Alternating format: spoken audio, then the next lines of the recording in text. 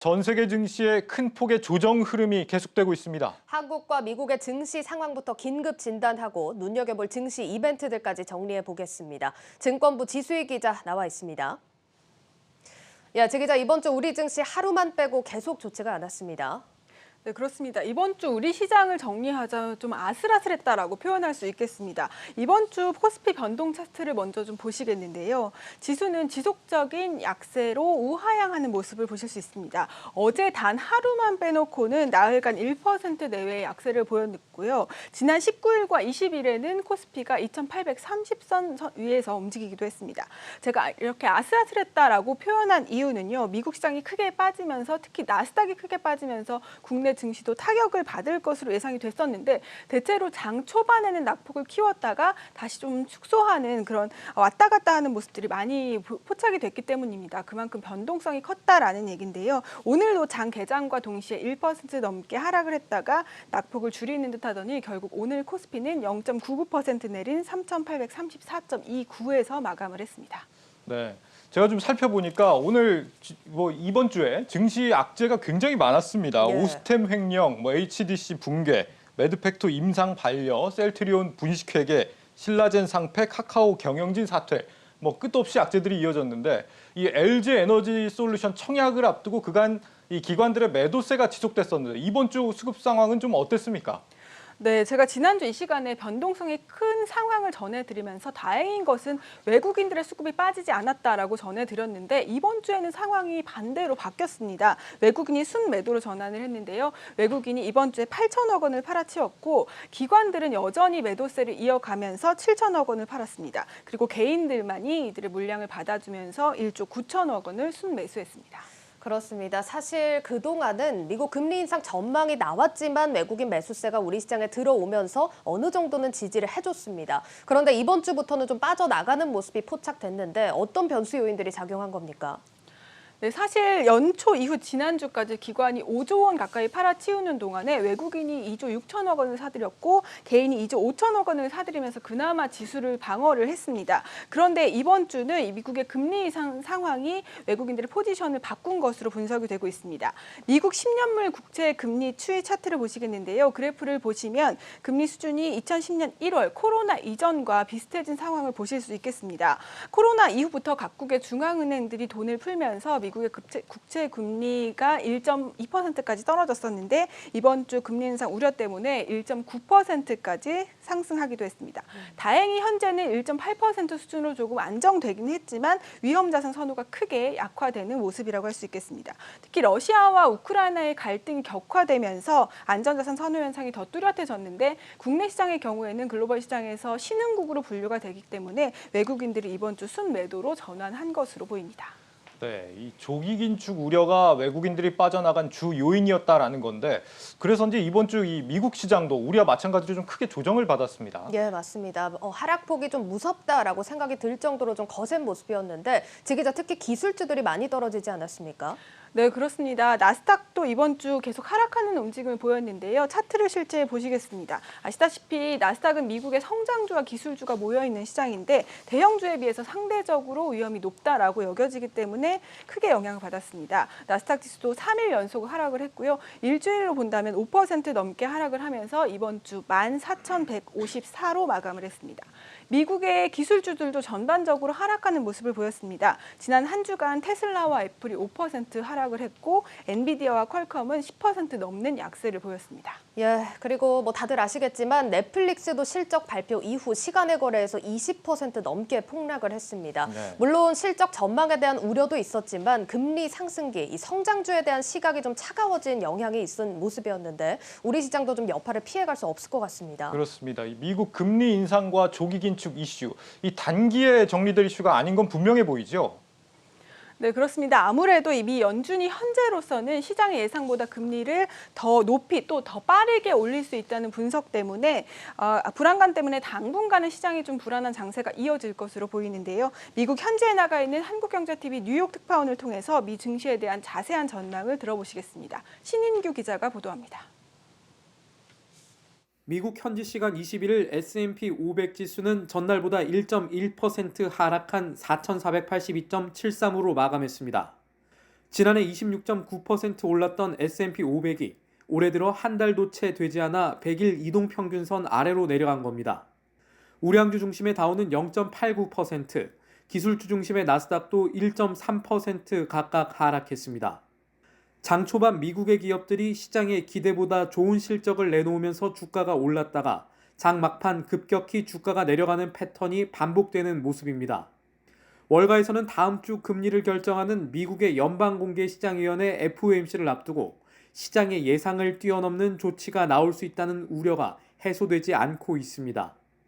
연방준비제도의 통화정책에 민감한 미국 2년물 국채 수익률은 지난해 말 0.7%대에서 현재 연 1.02%를 넘었습니다.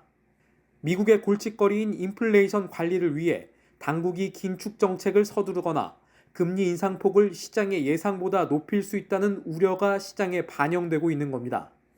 최근 월가에서는 미국의 올해 첫 금리 인상이 3월부터 단행될 수 있다는 전망과 함께 인상폭을 0.25%가 아니라 0.5%까지 끌어올릴 수 있다는 우려도 나옵니다. 에버코어 ISI의 수석 전략가인 줄리안 엠마뉴엘은 연준을 둘러싼 불확실성을 감안해야 한다며 현재 S&P 500이 200일 이동평균에 다다라서야 매수세가 들어올 수도 있다고 분석했습니다. S&P 200일 이동평균선은 4,427입니다. 닷컴 버블을 예측했던 유명 투자자 제레미 그랜섬은 미국은 현재 네 번째 슈퍼버블 기간에 들어와 있다며 자산 거품이 터질 경우 S&P 500 지수가 현재 수준보다 45% 가까이 낮은 2,500선까지 떨어질 수 있다고 경고하기도 했습니다. 현지 시간 26일 열리는 FOMC를 앞두고 연준 위원들은 대외적인 메시지를 내놓지 않는 블랙아웃에 들어갔습니다. 제롬 파월 연준 의장이 시장에 메시지를 직접 던지기 전까지는 뉴욕 증시가 몇 차례 더 휘청일 가능성을 배제할 수 없는 상황입니다. 뉴욕에서 한국경제TV 신인규입니다. 네, 슈퍼버블 기간에 들어와 있다. 이 불안한 장세가 당분간 이어질 수 있다는 예상까지 들어봤습니다. 다음 주에 FOMC 회의가 있잖아요. 맞습니다. 지금 시장이 불안해진 상황에서 파월 의장 발언에 모두가 주목할 수밖에 없을 것 같은데요, 제 기자. 네, 연초에 시장이 좀 출렁였던 것은 지난 12월 FOMC 의사록이 연초에 공개됐기 때문입니다. 그 내용을 좀 보시면요. 경제와 노동시장, 인플레이션 전망을 고려할 때 예상했던 것보다 더 빠른 속도로 기준금리를 인상할 수 있다라는 언급이 있었고요. 또 연준이 채권을 재투자하지 않는 양적 긴축에 대해서 대차 대조교 규모도 축소할 수 있다라고 언급이 됐었기 때문입니다. 그런데 지난 12일에 진행된 미 연준 인사의 국회 청문회에서 는 파월 의장이 시장을 안심시키는 발언을 하면서 시장이 다시 반등하기도 했는데요. 시장에서 우려하는 대차 대조표 축소는 천천히 하겠다. 올해 말 정도로 예상한다라는 말이 나오면서 시장이 반등을 했습니다. 따라서 이번에도 시장에서 파월이 시장을 달래주는 발언을 하지 않을까 하고 기대하고 있습니다. 따라서 오는 26일, 27일에 있을 미국의 FOMC 회의에 투자자들의 이목이 집중되면서 그 이전까지는 관망하는 장세가 이어질 것으로 보입니다. 네, 우리도 지금 미국 시장 영향을 크게 받고 있기 때문에 요즘 시장 보면 파월 의장뿐만 아니라 연준 부의장, 이사, 위원들의 발언에도 시장이 민감하게 반응을 하고 있습니다. 추후로 나올 발언들에 좀 주목을 해봐야겠습니다. 네. 자, 그럼 미국 시장 얘기 여기까지 좀 정리를 해보겠고요. 이번에는 우리 증시에서 몇 가지 주목해볼 포인트들 분석을 해보겠습니다. 현재 개인 투자자들이 가장 초조해하는 이유가 바로 네이버와 카카오입니다. 오늘도 상황이 그렇게 좋지 않았죠? 네, 그렇습니다. 네이버는 이달 들어서 12%가량 하락을 했고요. 또 카카오는 18% 넘게 약세를 보이고 있습니다. 이번 주도 약세를 이어가긴 했지만 다행히 낙폭은 좀 줄어든 상황이고요. 하지만 오늘까지 네이버와 카카오는 소폭 하락 마감을 했습니다. 증권가에서는 이 네이버와 카카오의 목표 주가를 좀 하향 조정하면서도 이제는 바닥권에 다다랐다라는 의견을 내놓고 있습니다. SK증권의 리포트를 보시겠는데요. 최관순 SK증권 연구원은 네이버에 대해서 내년도에도 공격적인 투자를 이어갈 것이다라고 설명을 하고 있습니다. 특히 스마트 스토어나 웹툰, 웹툰을 통해서 글로벌 확장을 하고 제페토와 NFT 사업을 통해서 내년 영업이익이 23%는 증가할 것으로 예상하고 있습니다. 또 지난해 네이버의 주당 순이익이 3배까지 올랐었는데 최근 주가 하락으로 주가 수익 비율이 24배까지 떨어졌다면서 지금이 매수 기회다라고 설명을 하고 있습니다. 또 카카오에 대해서도 긍정적인 전망을 내놓고 있는데요. 카카오의 주가가 지난해 고점 대비 45% 이상 하락했다면서 플랫폼 플랫폼 규제 이슈 등 악재들은 충분히 반영됐다고 설명하고 있습니다. 또 내년 자회사의 추가 IPO와 플랫폼 콘텐츠 부문의 고른 성장세를 고려한다면 주가 반등 가능성이 충분하다라고 전망하고 있습니다. 예, 이 카카오 같은 경우 이번 주 장중 이제 9만 원 선이 깨지기도 했었는데 다행히 이 스톡옵션 이슈가 좀 마무리가 되고 나서 경영진도 좀 정리가 됐고 9만 원 선은 지지하는 모습입니다. 예, 앞으로 추가적인 반등에 성공할 수 있을지 좀 지켜보도록 하겠습니다. 자, 그리고 다 며칠째 조정을 받고 있는 우리 시장입니다. 다음 주에도 조정이 계속되는 건 아닌지 걱정이 되는데 전망들이 어떻습니까? 네, 다행히 전망도 또 나쁘지만은 않은 상황입니다. 지난 1년간 글로벌 주요 증시에 비해서 코스피가 큰 폭으로 하락했기 때문인데요. 유럽 주요 증시는 두 자릿수 상승을 했지만 국내 증시의 경우에는 아시아 증시에서도 많이 빠졌습니다. 10% 가까이 조정을 받았는데요. 따라서 증시 전문가들은 추가 낙폭이 크지는 않을 것이다라는 전망에 무게를 싣고 있습니다. 키움증권의 리포트를 보시겠는데요.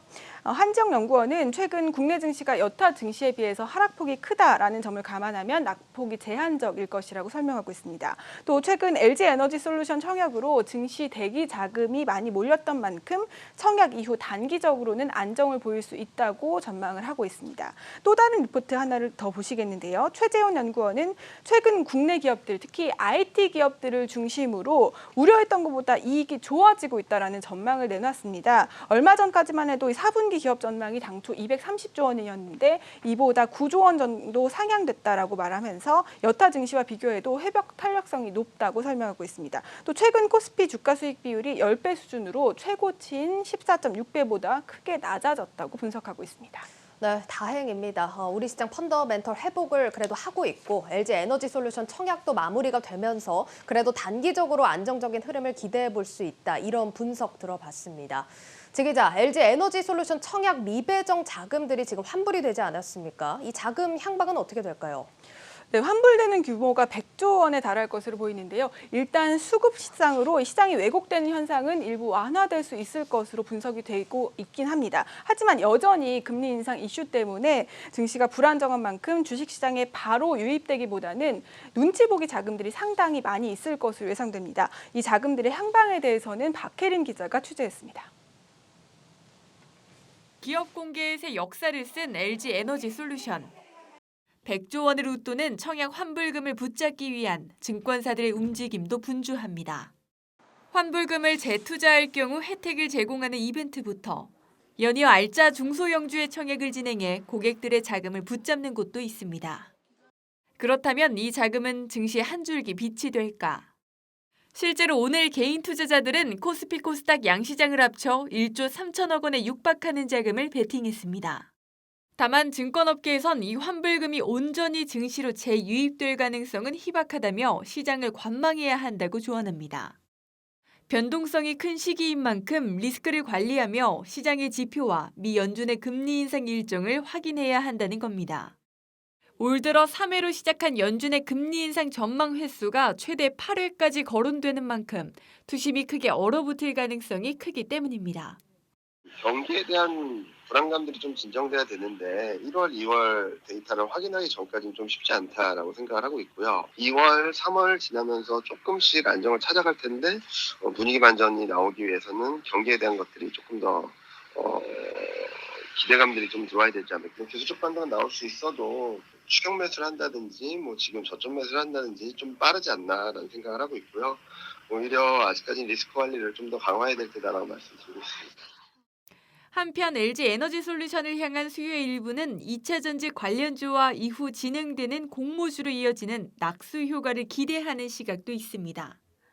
이게 근데 이제 청약 자금의 상당 부분은 위험을 별로 내고 싶은 돈들이기 때문에 대부분은 아마 다시 예금이나 이런 쪽으로 되돌아갈 가능성이 굉장히 좀 높아 보이고요. 일부 이제 2차 전지나 전기차나 이런 쪽으로 이제 살짝 갈 가능성도 좀 있어 보이고, 그리고 시장이 그렇게 썩 좋은 편은 아니기 때문에 계속 신규 상장하는 기업들에 대한 관심은 좀 이어질 것 같긴 한데. 당장 현대 엔지니어링은 오는 25일에서 26일 기관 수요 예측을 거쳐 내달 3일부터 청약을 진행하고 현대 오일뱅크와 마켓컬리, 원스토어, SK쉴더스 등도 올해 상반기 상장을 예고하고 있어 LG에너지솔루션이 가져온 공모 시장의 온기가 이들에게도 이어질 수 있을지 주목됩니다. 한국경제TV 박혜린입니다. 네, LG 에너지 솔루션 뜨거웠던 청약을 이제 끝냈고 다음 주 27일이 상장입니다. 이것 때문에 그간 이 기관들의 자산 포트폴리오 조정 움직임도 있고 했었는데 상장 이후에는 나머지 대형주들도 좀 변화가 있을까요? 네, 실제로 올 들어 이 LG 에너지 솔루션 대기 자금 때문에 대형주들의 움직임이 좋지 않았습니다. 삼성전자의 경우에 4% 넘게 하락을 했고요. SK하이닉스가 9% 넘게 빠졌고 또 네이버와 삼성바이오로직스는 10% 안팎의 하락세를 기록을 했습니다. 시장에서는 이 LG엔솔 대기 자금 확보를 위한 자금들로 분석을 하고 있기 때문에 LG엔솔 상장 이후에 대형주들의 움직임이 살아날 수 있다라는 분석들도 나오고 있는데요. 다음 주에 대형주들이 좀 움직인다면 우리 증시에도 그 이후에도 긍정적으로 작용할 수 있다는 점을 예상해 볼 수 있겠습니다. 네, 여기까지 듣도록 하겠습니다. 증권부 지수희 기자였습니다. 잘 들었습니다.